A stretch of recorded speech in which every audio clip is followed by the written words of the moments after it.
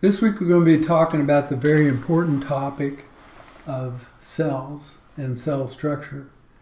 And you may or may not know, but cells are literally the most important thing in your body.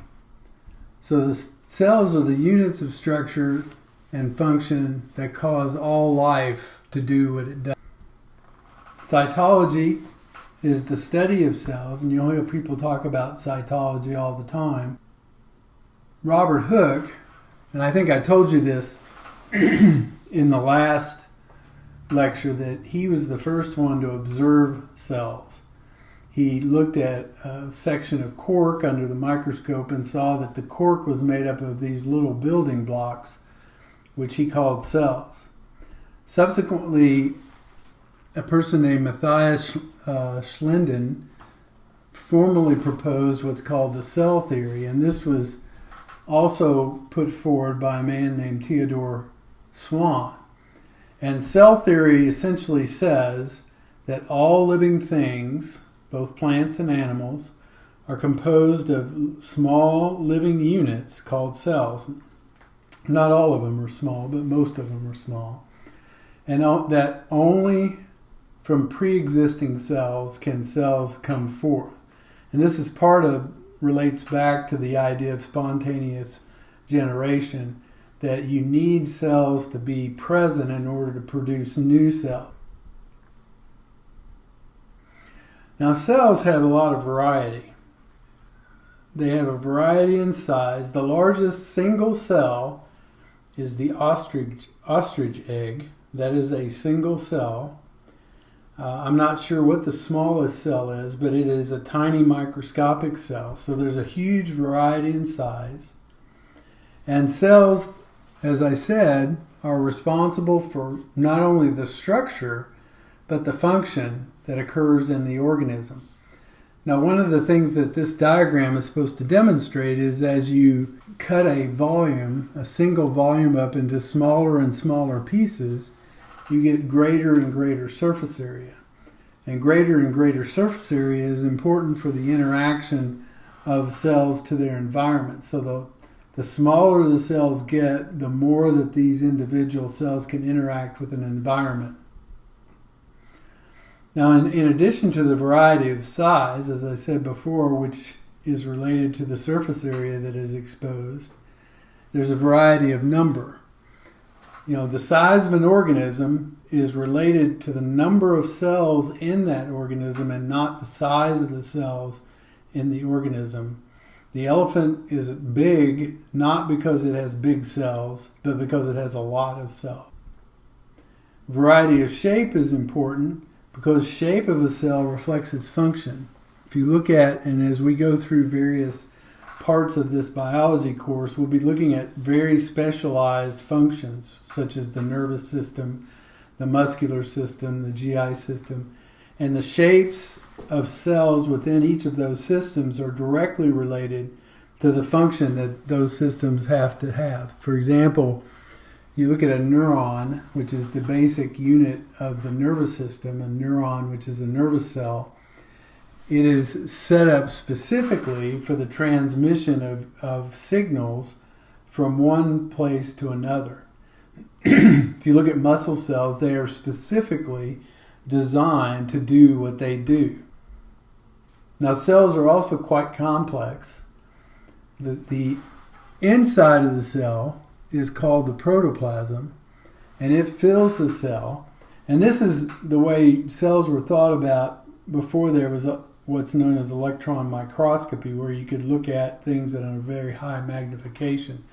So in the early days, the cell was essentially the protoplasm, the covering on the outside, and then the nucleus. Now, scientists actually know now that a cell is literally like a single, tiny, self-contained city with multiple different functions that occur inside the membrane. So let's look at the design of the eukaryotic cell. I mentioned the term eukaryotic cell as opposed to prokaryotic cells, and we'll talk about the difference between eukaryotic cells and prokaryotic cells in a future lecture. So this is what the typical eukaryotic cell looks like. The eukaryotic cell is made up of 70% water.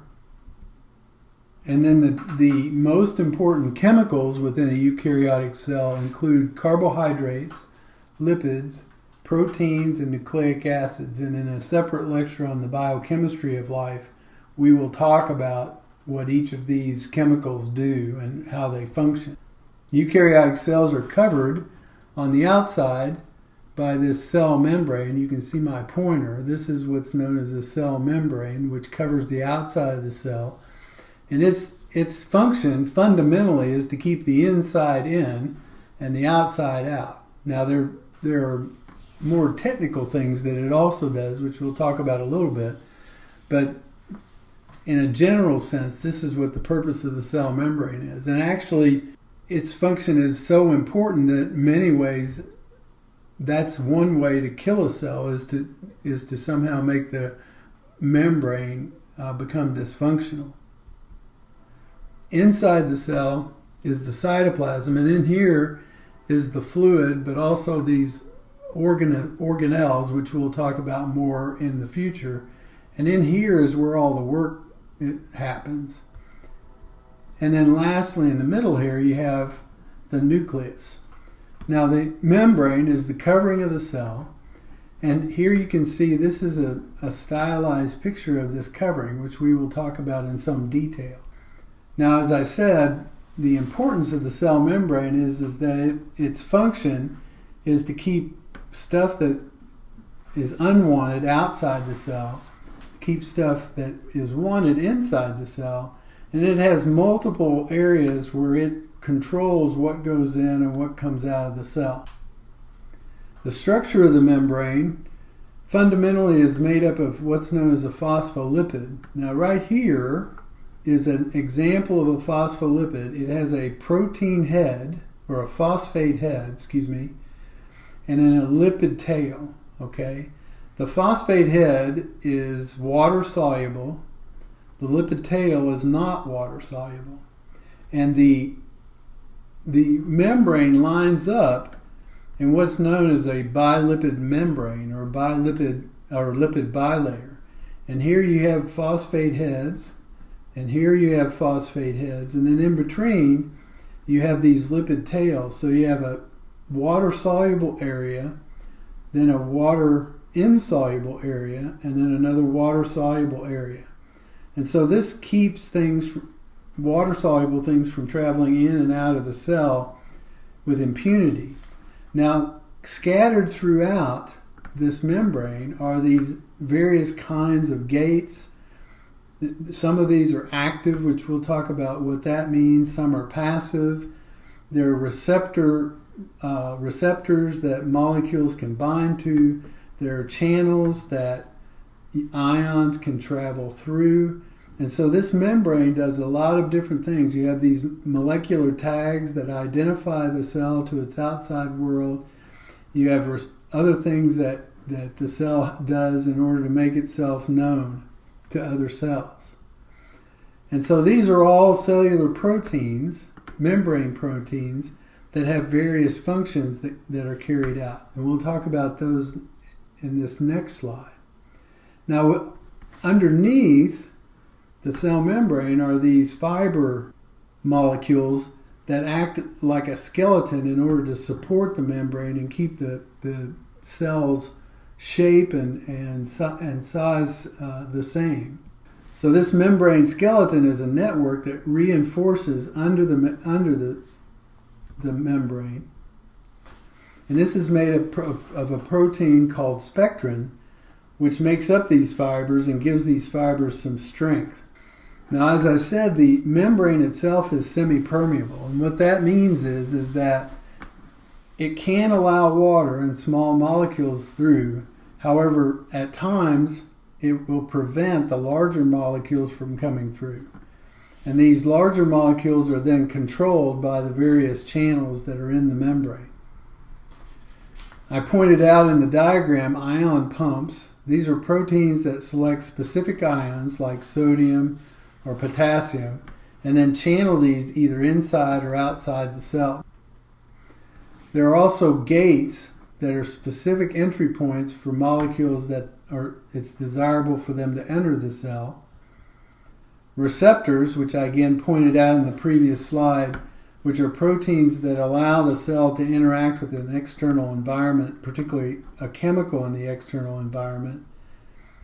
And then lastly, there are tags, which I also pointed out, which are proteins that allow the cell to identify itself to other cells.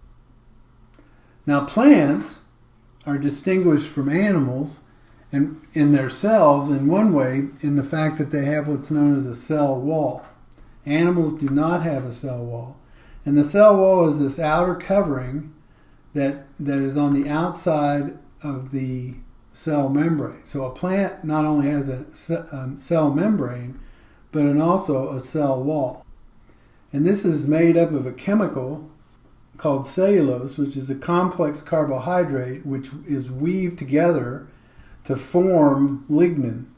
And lignin is a strong complex of cellulose which allows plants to have that stiff structure that many plants have. And that lignin adds strength to the cell wall and allows it to stand up and essentially function like a skeletal system. Now, the working area of the cell is called the cytoplasm, and the cytoplasm is all this material that's inside the cell membrane. The cytoplasm is made up of the cytosol, which is a liquid material, jelly-like medium in which all this other stuff floats in. And then inside this cytosol is the organelles, things like this mitochondria here, the Golgi apparatus here, the centriole here. We'll talk about all these in future slides. And then within this is our protein catalysts known as enzymes, which assist and help promote the chemical reactions that have to occur inside the cell. Also within the cell is the cellular framework known as the skeleton, and central to that is this centriole, which is right here, these two perpendicular sort of rod-like structures, and out from the centriole go all these other intermediate and microtubular filaments. So the cytoskeleton is this intricate network that functions as a skeleton, and it has a second function which we'll talk about in just a second, and it forms a cellular framework. And within that cellular framework is something called a microtubule. And a microtubule is a hollow rod-like filament that acts as like a girder that holds things together. And these microtubules are made up of a protein called tubulin.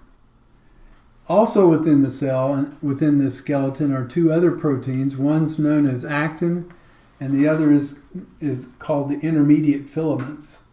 And these are smaller filaments that act as cables and winches that are girders that hold together and keep the skeleton together. The second function of the interior cytoskeleton is a transit system that transports materials throughout the cell. So the microtubule system acts as an organizing center for the transport of material. And the centriome, as I said, is the center of this microtubular system. And we will talk about mitosis in a future part of these lectures. And the centriome forms the part of the system that pulls apart the chromosomes when a cell divides. Now there are cells that can actually move, and these cells move by changing their shape. Now they are called creeping cells, and the one that you can think of right off the top of your head is an amoeba.